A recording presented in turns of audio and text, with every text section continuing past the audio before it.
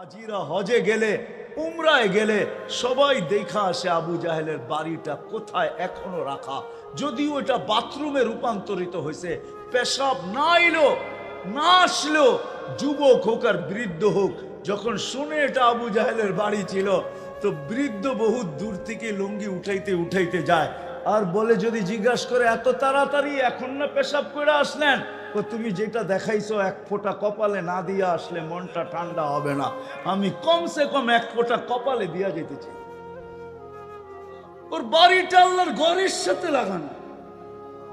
এগুলো অ্যানালাইসিসের জন্য আল্লাহ রাখছেন, বুঝানোর জন্য। আসে আমল দিয়ে আমাদের জিন্দেগি আল্লাহ আমাদেরকে আল্লাহ তুলবেন, মাপবেন, মূল্যায়ন করবেন। ফেরাউনের কৃতদাসীকে আল্লাহ এখনো মূল্যায়ন করতেছেন। কিয়ামতের সকাল পর্যন্ত সুগ্রাণ বাহির হবে। অ্যাড্রেস নিয়ে যান, ডেলি হাজারো মানুষ যায়, আপনিও যেতে পারবেন। কোনো